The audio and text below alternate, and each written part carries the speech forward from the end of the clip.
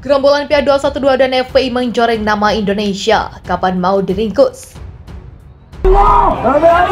Kalau imam kita menyuruh, dobrak kedua dunia, kita akan dobrak.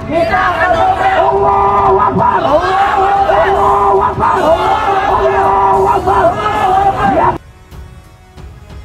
Dasar gerombolan tak tahu diuntung. Rasanya sudah habis kesabaran melihat ulah mereka. Siapa lagi kalau bukan gerombolan Sabeng, PA212, FPI, GNPF, dan kroni-kroninya. Di saat bangsa sedang prihatin akan kejadian virus corona, gerombolan Nasbeng ini malah tambah bikin kisruh. Benar-benar ancur minah. Ulah mereka yang melakukan aksi demo di depan gedung Kedubes India pada Jumat 6 Maret mengakibatkan nama Indonesia tercoreng di dunia internasional. Hari ini media online The Economic Times memuat berita mengenai hal ini. Tajuknya, Indonesia Hardliners Protest Against Delhi Riots at Indian Embassy and Consulate. Di berita tersebut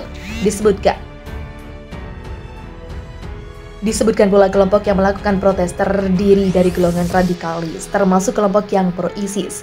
Tampak pula ada yang mengibarkan bendera ISIS di antara sekitar 2.000 massa.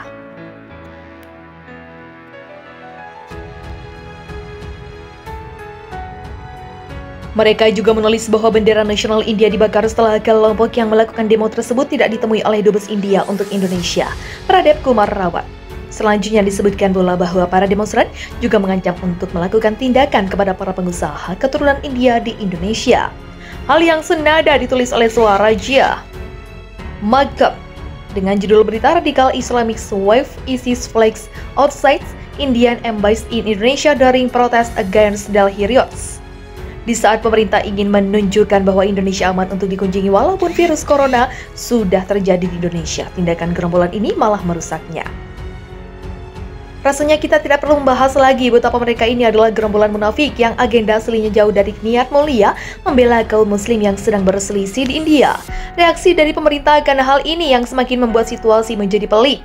Alih-alih tegas dalam menyikapi hal ini, malah yang terlihat bahwa entah ada keraguan, bahkan ada yang menuding bahwa pemerintah takut dan takluk di hadapan kaum kadrun ini. Kalau menurut emosi pribadi, andai saja saya berwenang, pasti sudah langsung saya tumpas, gak pakai lama. Benar bahwa kebebasan menyatakan pendapat itu diatur dalam undang-undang. Tapi apa ini berarti mereka bisa melakukan itu dengan seenak undalnya sendiri? Lagian bukankah FPI seharusnya sudah tidak bisa beredar karena tidak mendapatkan SKT? Bagaimana ini Mendagri Tito Karnavian dan Menko Polhukam Mahfud MD? Adakah tiba-tiba Anda terserang gejala diam 1000 bahasa? Bila menurut artikel di Economics Timescon, hanya Menteri Luar Negeri yang menyatakan akan mengambil tindakan dan komitmen untuk melindungi Kedubes India di Jakarta. Rakyat jelata seperti kita hanya bisa mengulas dada melihat aksi seperti ini yang tak kunjung habis. Beberapa hari yang lalu, ada konvoi untuk memperingati 96 tahun keruntuhan khilafah yang mana ada bendera HTI. Kelompok yang sudah dilarang di Indonesia masih dengan bebasnya berkibar. Apa maksudnya ini? Yang ada mereka malah membalik logika dengan undang-undang dan agama seperti yang barusan terjadi di Semarang. Strategi yang ditetapkan benar-benar licik dengan mengusung baik itu atribut atau kata-kata yang bertentangan dengan hukum dan ideologi Pancasila. Mereka melakukan provokasi. Bila sampai pecah keributan, hal ini akan di-blow up untuk memancing rasa solidaritas umat muslim lainnya di Indonesia. Persis dengan kejadian kasus Ahok menjelang Pilkada DKI 2017. Sebelumnya, seperti yang pernah saya tulis di sini, ada indikasi bahwa gerakan seperti ini sangat kuat menjelang momen pemilu. Seperti yang kita tahu berapa daerah di Indonesia akan menggelar Pilkada di 2020 ini. Inilah mungkin yang menjadi pertimbangan baik oleh Presiden Jokowi sendiri beserta jajarannya.